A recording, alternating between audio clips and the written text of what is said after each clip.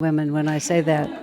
But I'm just quoting him, that's all I can say. But we have you, so there's an exception. Well, whatever it is. But actually, at one point I became alarmed because the proportion of women to men seemed so great. And that was when I was first starting to teach away from Ananda village, that I actually started looking at the community registers, and it was almost even 50-50 women to men, but classes would be 2/3 women. So there is something to what Master said, that the women have quantity, but the men seem to get, in proportion, they seem to get more serious because we end up with half and half, but almost no group is half and half. Women are easier. I had to lead a retreat on a weekend once at Ananda village that just by chance was all men. It had never happened before, just a coincidence, like 8 or 9 of them. About halfway through, I just had to say, guys, for heaven's sakes, give me something back. You know, I said it's like playing tennis without a partner. I just lob it over, you know, and it blah, blah, blah, blah, blah, like that, you know. They'd all watch it, you know, and then they'd look back again. I mean, they were perfectly nice men, but the interactive quality was missing, especially without the leaven of more females. Yeah, please, for heaven's sakes, just be quiet for a minute. Yeah, listen to me, listen to me. Well, they are. So it's the interaction which actually is detrimental to going inward. Is that what some master said? Women don't become as great because they're more interested in the word? He did also say, what he actually said is that men are more attached to sex and women are more attached to Maya. Which is the whole delusion of the thing. So that could be part of it. I think it's that I think more women come because devotion is a natural feminine quality. So women feel at home in this kind of an atmosphere, but it doesn't necessarily mean that they're all serious, because it doesn't take any effort of will for many females to feel at home in this kind of an atmosphere. So they'll just come in quantity, but it's not indicative of a serious call. That's my interpretation of it. I was thinking it's more of like societal thing, because men are they are more decision-making positions. Ooh, what's in there? Some just warm water. Good, Believe yes. you'd like some water? I do, thank you. Here, let Just me. make sure it's not too hot for you. Would you like me to pour it out? I can do it. They cannot just leave everything and be, monk and go to the Himalayas. But men had that privilege at the time. They could actually leave everything and go to Himalayas, abandoning everything else. Like, women have to think of so many other things. Well, you have to take it from another angle too. You might as well turn on the camera because it looks like we're starting. Oh, good, that's good. I don't see a red dot. Are you recording? No, it just Okay. doesn't give any indication. Okay, because I'm quite accustomed to supervising the techies by paying attention to whether or not they push the record button. No, that's all right. It's just like the absence of the red light was making me nervous. I made the recording of 26 keys to higher awareness, but I managed to do it in just 23 because we didn't push the record button 3 times. So in any case, but the way you have to, we were talking about men and women, about Master's statement, most of you are in the room. You have to realize that the soul chooses its gender and that we shift from gender to gender, so there's no inherent quality. The soul doesn't have an inherent bias one way or another. We just choose a body one way or another. When people have often asked, why are there no women on the altar? And Swami's answer was, well, at this stage, the soul can choose which gender it wants to be. So the fact that they have consistently chose male bodies is, we have to step back from our politics and our reactiveness to this and just look at it objectively. Swami's answers were twofold. One is men, as a rule, have more freedom than women do. And so for the incarnation of an avatar to come in as a male just gives him more capacity to move through the world. But of course, any woman who is really determined will just do what she's going to do anyway. The other explanation, which is I think is more valid, is if we don't think about men and women and just think about masculine and feminine energy, being an avatar is a masculine job because it's a world changing, not being a saint and not being self-realized, but being an avatar where you choose to come back to make something happen in the world. I mean, that's masculine energy. Whatever body you're living in, that's masculine energy. So it would not be surprising that they would choose a male body in order to express something that's very masculine. The most notable woman saint that we all know about is Ananda Ma, who wasn't an avatar, but she was a Jivan Mukta, or a fully realized being, whoever she was. But she did an entirely feminine mission. She didn't found an organization. She never made any decisions. She wasn't even educated. She wasn't even literate. She just sat there and just mothered everybody for 80 years of her life. But it was entirely a feminine way of blessing. So it's just interesting. It's who can say which is, it's just two ways of being. It's the way the world works. Whereas Master was a warrior time after time. You know, he was William the Conqueror. He was Ferdinando III. And even being Master, he came to America. He had to conquer America. He had to travel around and speak. He had to win all these worldly Westerners to a new way of thinking. I mean, that's not a feminine assignment. Of course, he was as feminine as he was masculine. People sometimes couldn't even tell his gender. And more than one person having that picture, someone will ask, is that your mother? Or is that your girlfriend? You know, because it's like that. And people literally couldn't tll sometimes what gender he was. But his job was masculine. So anyway, it's all interesting when you think about it. And then he worshipped Divine Mother. Then he worshipped Divine. So they were actually asking for strength to give the task that they have from Divine Mother. So if Divine Mother is epitome of like feminine powers, Mm-hmm. then how can we get the masculine powers from Divine Mother? Oh, Divine Mother, feminine power. Well, you know, we're all a perfect yin-yang balance. So it isn't as if a female body can't be as masculine as a male body, or a male body can't be as feminine as a female body. In the early years of Ananda, when most of the community was monastic, for those of you who eventually read through my book, you'll read this.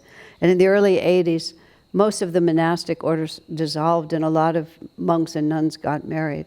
And afterwards, this was the joke in the community.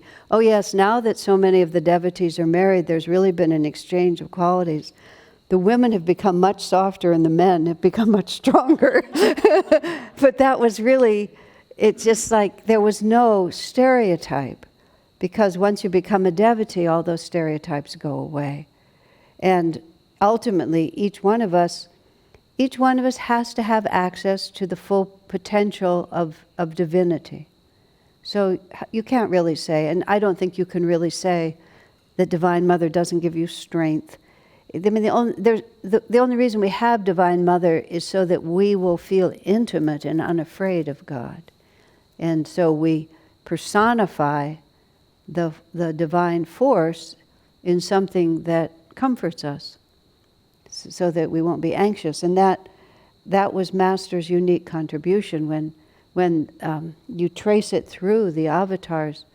And when Moses, who was an avatar, brought the Jewish people, who were true Sanatan Dharma, it was true Sanatan Dharma when it started, Moses got the laws, and God was a fair judge. You know, if you conformed, it was very masculine. If you conformed, then you would be rewarded, not in a harsh way, but it was natural. There is such a thing as divine law. Then it corrupted with a corrupt priesthood. So Jesus came, and he was the avatar for the Jews, and he took it from being a judge to being a father. You know, if you ask of your father a loaf of bread, will he give you a stone, is one of the things that Jesus said. And he was trying to get them to understand they didn't have to be afraid of God. He's your Father. What He has is yours, and you will inherit what He has. And then when Master came, Master moved it from the Father to the Mother. But it's not that any of those avatars couldn't have done anything. It was the need of the time.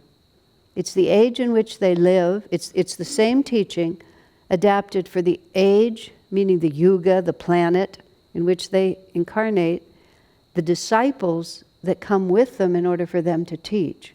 So then they adapt it. So the original Jews needed law. The growth of the Jews went to the Father. And now to bring back original Christianity in Krishna, Master brings it to the Mother, because his whole message is that it's personal. That it's not the priest, it's not the church, it's not the rituals, it's in your own heart. And so you want, on one of Master's recordings he says, pray to God as Mother, because the Mother is much closer than the Father. That's how he says it. The Mother is closer than the Father. And then he says, pray to God as Mother. He can't resist you when you do that. Which I think is the perfect sort of answer to the whole thing. Come. But I can talk to you about a lot of failed efforts to stay centered, and that will probably teach us what can work. Okay. Somebody recently told me something about my horoscope that I didn't know. I can't even remember now, what the planets are, because I don't remember that. Basically, it was projects anxiety into the future, then panics and feels has to do something right now. Which I wished I'd heard that about 40 years ago. But it actually was a very apt description of what happens to us. Most of the time we imagine something is going to happen, and then we feel the necessity to do something to prevent the imaginary thing from happening, which usually creates a cascading series of disasters. Yeah. But it's worth working on. Swamiji, one of the characteristics of Swamiji is that the only word I can use is he was not reactive. He just did not allow circumstances to cause him. I never saw him do anything impulsive. I never saw him make a remark that was not considered. He just didn't do it. He was just steadfast in his calmness. And it's really something worth working for. But at the same time, he was exceedingly responsive. So it wasn't like he was just withdrawn or aloof. He responded rather than reacting, which is a huge area to explore. It'll come in the context of other things, but let's keep it right up there at the top. Okay? Yes, Kavita? Oh, Jaya. Okay. So I have him to blame. But it's in the context of Kriya. The entrenched vitality of our... I'll have to really think about that. That's quite a combination of words. I think you probably meant how it's misunderstood. Jaya mentioned it is a poetic expression of Kundalini. Uh-huh. But I would love to hear what you feel. Well, I seriously have to think it through, because it's not... The wonderful thing about Ananda, which is just glorious, is that there's so many of us. I mean, us. I don't just mean us, but there's a lot of them, too, So the result is everybody can find a resonance with someone. It isn't like there's just this single vibration that you have to match. And if you don't match that, then this isn't your family. Jaya and I have tremendous respect for Jaya, but it takes a person about a nanosecond to see that we're not exactly the same, the way we relate to life, and we never have been. We like each other a lot, but we have real different points of view. It was in Pune that also this man named Ananda, who with his wife is in charge of our community in Assisi, he's an American man, and we were part of a joint program in the net temple that used to be there before there was the actual building. And he chose to speak on the atom, A-T-O-M, atom. He gave like a half an hour or 40-minute talk on the atom. It was extremely interesting. Afterwards, I said to Anand, I don't think I've ever thought about the atom, not once in my entire life. Have I even considered that there were atoms? What to speak of being able to talk about them for 40 minutes. And it was actually interesting when he said it. And I actually understood it while he was saying it, and I immediately lost all connection with it, you know? But there were other people who just thought, oh, somebody's finally talking about the atom, you know? So I can probably conjure up something in regard to what Jaya said, but you're probably going to have to ask him. But the other part of it, and this is not related to what anybody said yet, but you know, it is part of being part of Master's path, is that we really get to be ourselves. Because even if you're trying to mold yourself to some external one, it's very confusing as to which one to choose. You know, do you become a devotee of Divine Mother like Master? Do you become an austere yogi like Sri Yukteswar? Do you become a world-changing, you know, courageous, sacrifice yourself for everything like Jesus? Or shall we just go to the Himalayas and forget the whole thing? It's like all of the choices, or become a government accountant like Lahiri Mahashaya.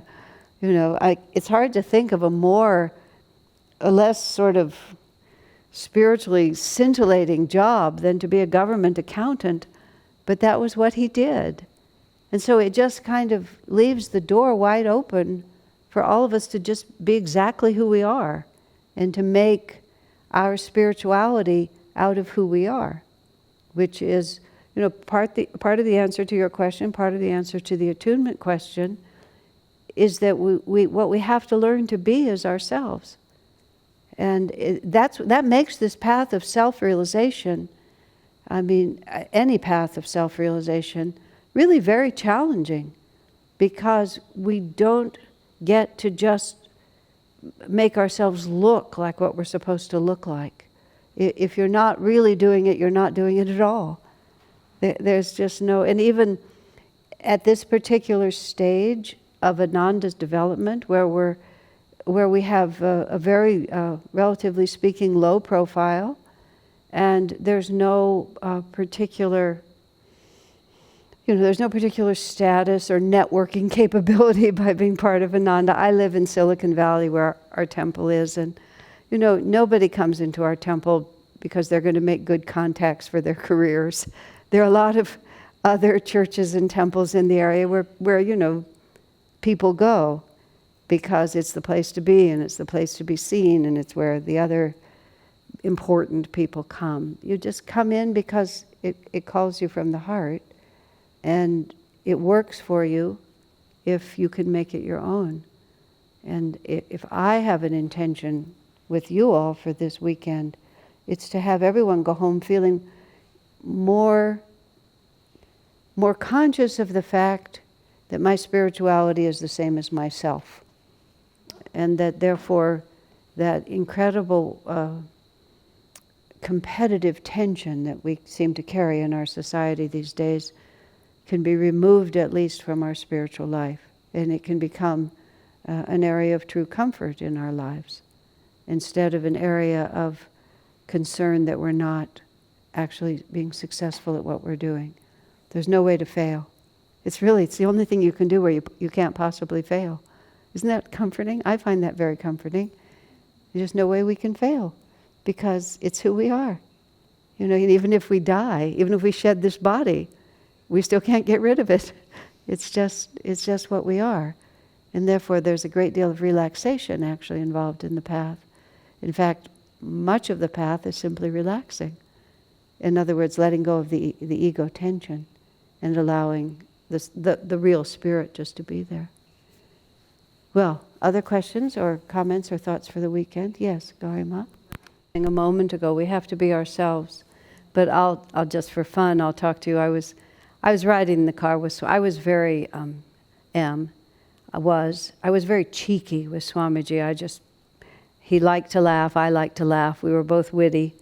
And, you know, I would just say whatever I felt like saying a lot of times. And we were just driving in a car, and I don't even remember what happened. What he said something, and then I just said something cheeky in return that we both laughed at because it was funny. And then all of a sudden I got really nervous. And I said, Swamiji, did you ever tease Master? Because I was teasing him about something. Did you ever tease Master? And he said, oh no. He said, I was much too intimidated by him. He said, I was just a young boy and I was much too intimidated. And there's two parts to this. He said, Dr. Lewis had a very different relationship with Master. Dr. Lewis teased him and was because they had been young men together.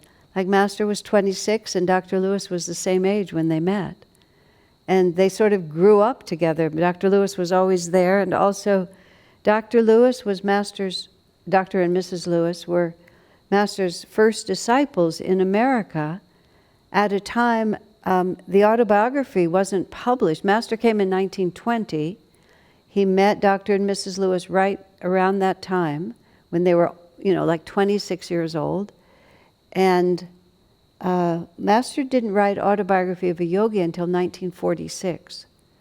So all those years in between, all they knew about Master is what he told them.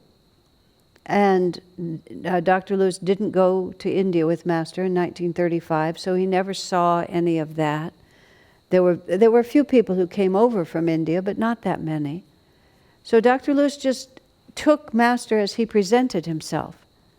And Master himself, Swamiji said this later, he said for much of Master's life, he presented himself very much as being very much like everyone else.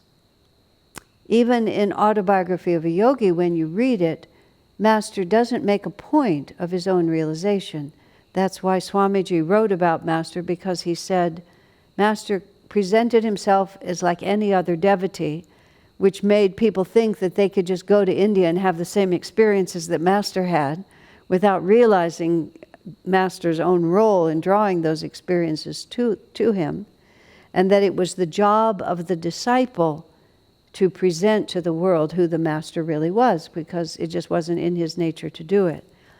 So, and also, Swami said, these are things he said much later, reflecting on Master's life, he wanted people to feel that they could do what he did.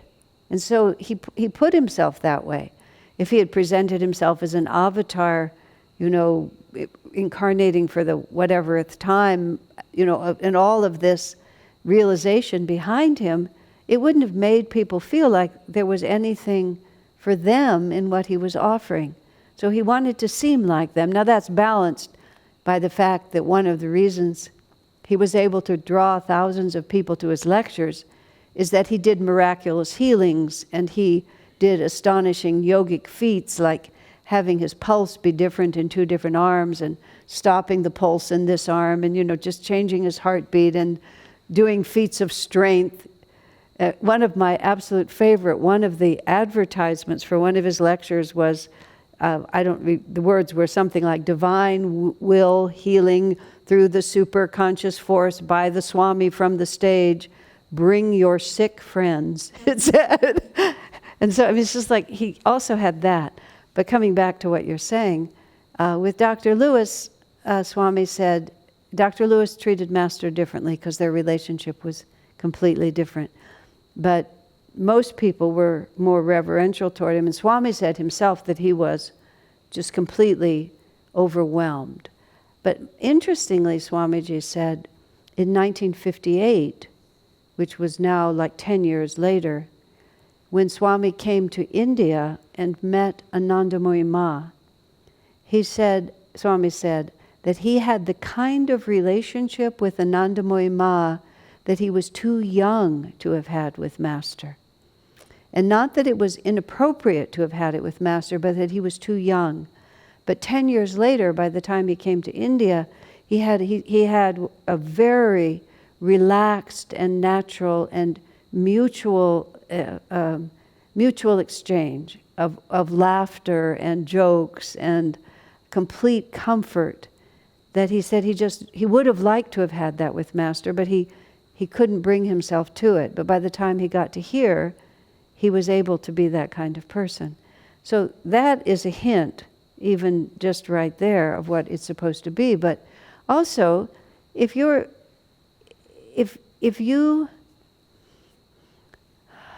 put on a front with anyone that you know, it diminishes their capacity to relate to you, doesn't it?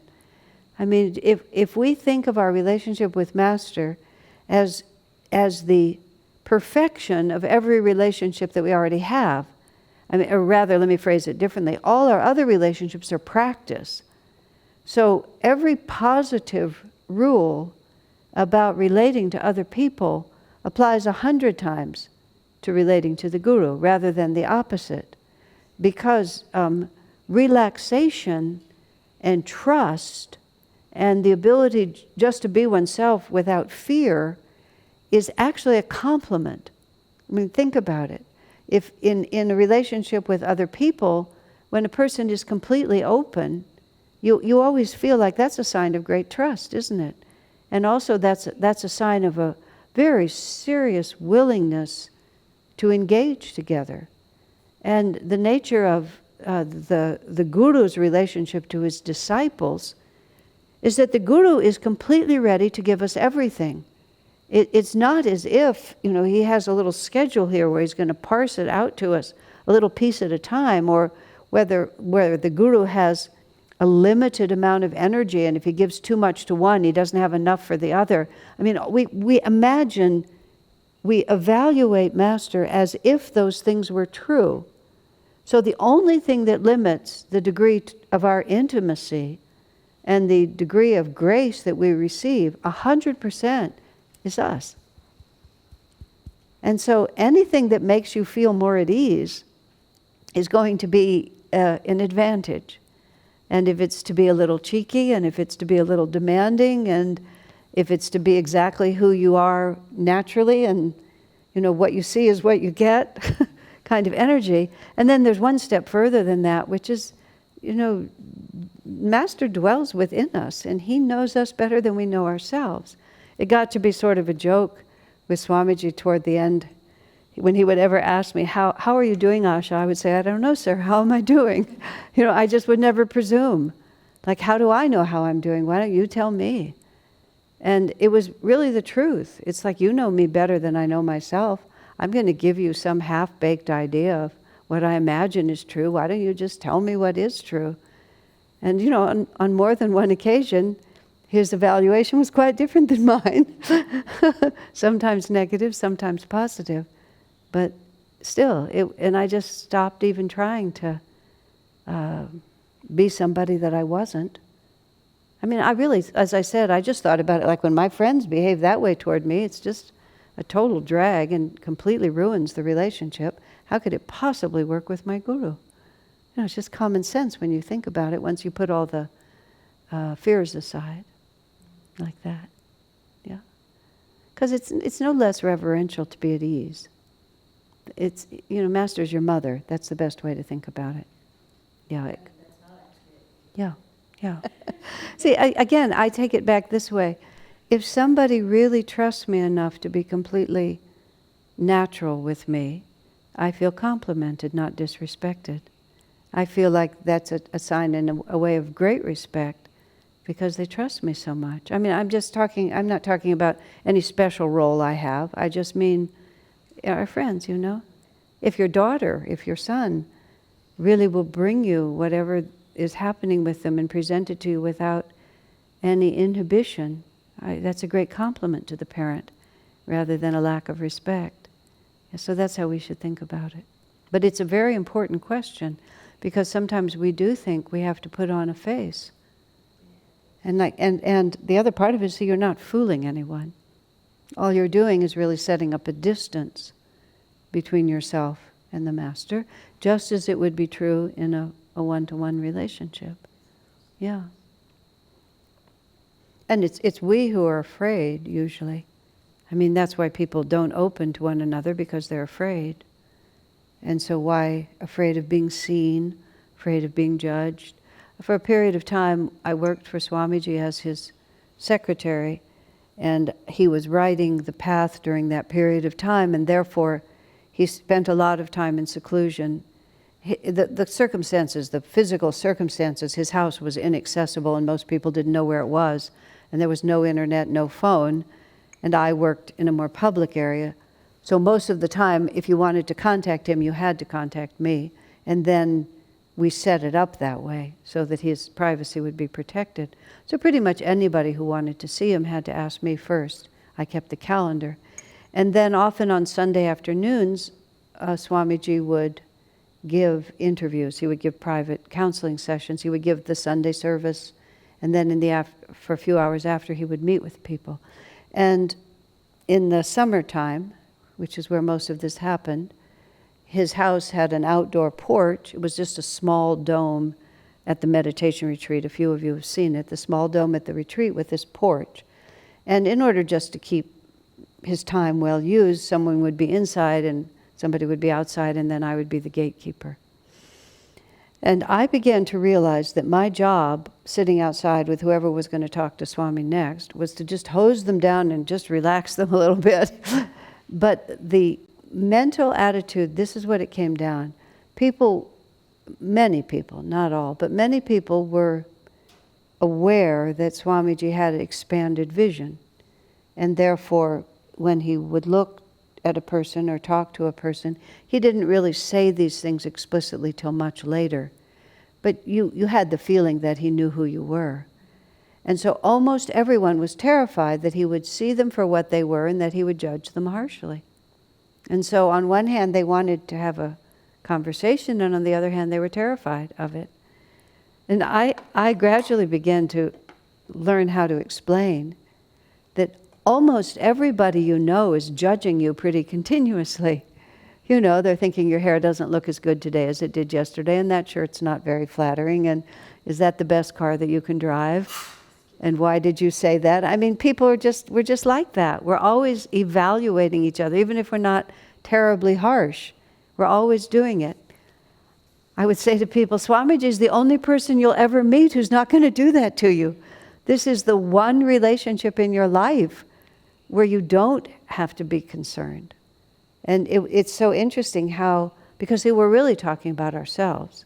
If people could see me for who I am, then they would not think highly of me. And we're really talking about what we think about ourselves. And then we project that onto whatever authority figure is around us, and we make a mess of things, you know? But there's no need for that, just the opposite. Absolutely just the opposite. A friend of mine, this is related.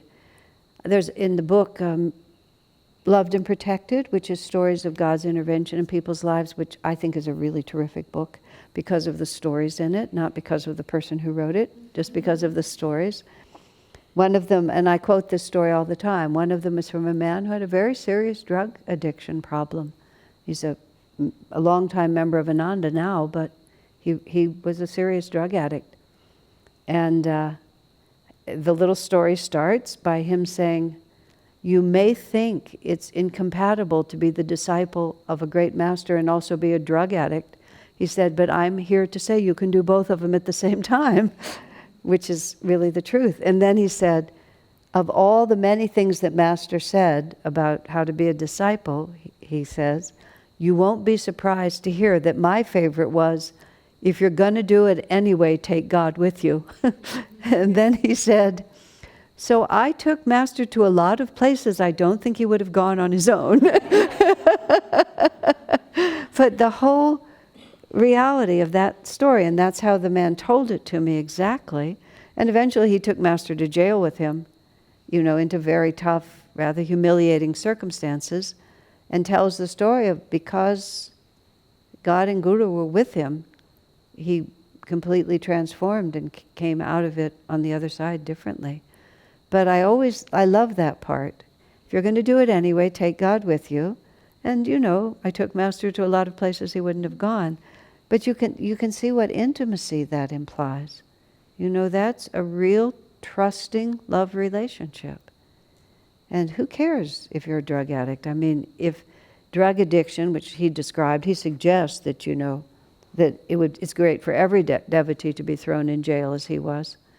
He just says, I know nobody's going to take my suggestion, but I highly recommend this as a way to draw closer to God. But it wouldn't have worked if there had been any distance between himself and his guru, because in his embarrassment and humiliation, he wouldn't have been able to open his heart. So very profound lesson, very profound. And that's my theme for this weekend is we are who we are, and we just have to be really at ease with it. This is also why am I here? We're here. It's really not a great mystery. It's kind of like, what am I doing? Well, I guess that's probably why I'm here, because otherwise I wouldn't be doing it. We don't become somebody else. We gradually become better at being ourselves. But no such luck as to get rid of ourselves completely. Well, actually, that's not true, but not yet. Okay? Any other thoughts or ideas that we need to have for the weekend? One of them is right attitudes and necessary qualities for discipleship. So I'll bring my little bit of paper with those things written down on it and try to weave that in, because that's exactly what we're here to understand. And they're just they're attitudes for a disciple, but they're secrets of happiness is what they really are. Because attunement is happiness. Attunement is, Master said, thoughts are not individual but universal, that we don't create what we're thinking, we merely attune ourselves to a certain vibration of reality, and whatever vibration of reality we attune to, that's who we think we are. So obviously the more elevated, the more refined, the more free, the more joyous the vibration we attune to, the better off we're going to be. You don't have to be a disciple, you don't have to be on the spiritual path. It's what we're doing all the time anyway, because we're part of a greater reality. We're not a separately generated force field. We're just part of the fabric of the universe, but the fabric of the universe exists on many different levels.